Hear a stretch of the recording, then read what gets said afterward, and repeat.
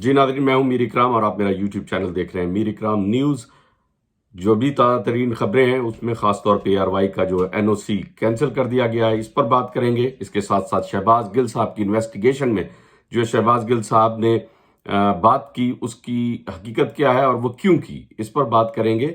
और इमरान खान जलसे में क्या मुतवक्का तौर पर ऐलान कर सकते हैं, ये सारी चीज़ें हैं, इन पर बात करेंगे।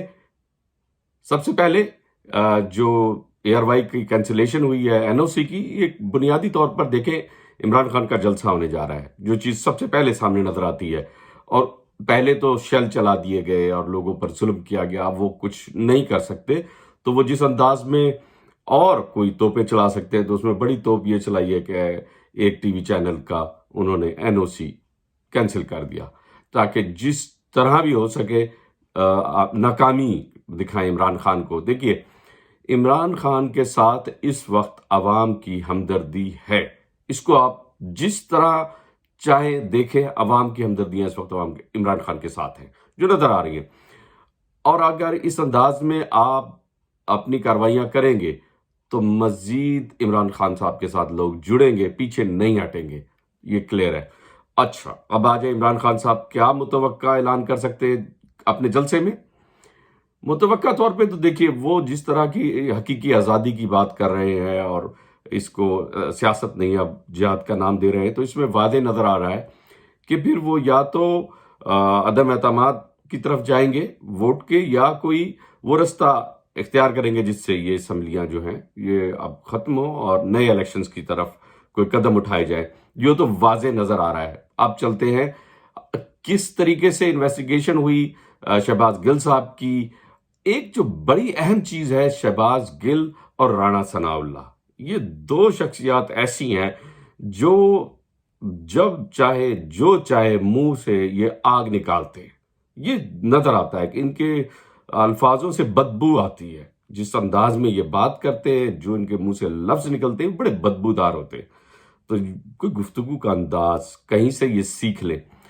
शहबाज गिल साहब ने कुछ वक्त क्या, काफी वक्त अमेरिका में गुजारा, उसका नतीजा ये निकला कि उन्होंने कुछ सीखा वहां से कि जब इन्वेस्टिगेशन हो तो बहुत सारे लोगों का नाम ले लिया जाए, और ऐसे लोगों का भी नाम ले लिया जाए कि जिन तक अप्रोच ना हो, और अगर अप्रोच हो तो उनको अदालत में बुलाना मुश्किल हो, और अगर अदालत में बुलाना मुश्किल हो तो जो प्रोसीडिंग है वो किसी और तरफ चलती है, या फिर उसको खत्म करने की कोशिश की जाती है, या वो इतना बढ़ाना चाहते हैं कि कुछ ऐसी शख्सियत का नाम ले लिया जाए कि जिनकी वजह से प्रोसीडिंग जो है वो अपनी जगह एक नए रुख इख्तियार करे। तो बाज़-औक़ात वो कहते हैं इस रफड़ को अब खत्म करो और आगे चले।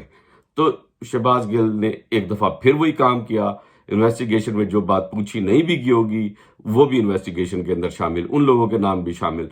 तो शहबाज गिल साहब बस कर दे, इस मुल्क का बेड़ा गर्क न करें, जितना आपने करना था कर दिया। राणा सनाउल्लाह साहब, आप लोग हैं म्यूजिकल चेयर के खिलाड़ी, इसमें कोई शक नहीं है, कभी जरदारी और कभी आप।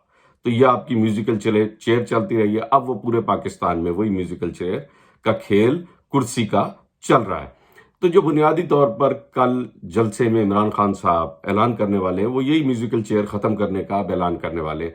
मेरा ख्याल है मौका आ गया है कि जब जज और जर्नैल ये बैठ जाएं और इस बात को अच्छी तरीके से सोचें कि मुल्क किस सिमत में गामजन है और क्या होने वाला है।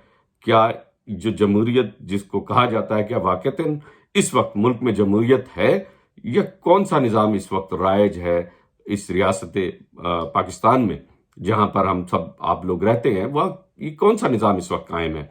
ये बैठे जजिस जहां वो फैसले, क्योंकि सियासतदानों ने अब अदालतों को भी इस्तेमाल करना शुरू कर दिया। जैसे ARY का कैंसिलेशन कर दी उनके NOC की, ये एक तरफ अदालत का फैसला आया है, दूसरी तरफ ये कहते हैं हमारी मर्जी की अदालत होगी, हमारी मर्जी के फैसले होंगे, और अदालत हमारी मर्जी का फैसला नहीं करेगी तो जिस तरह राणा सनाउल्लाह ने कहा, फिर हम हमारे कानून अपने हैं, हमारी अदालतें अपनी हैं, हमारा निज़ाम अपना है।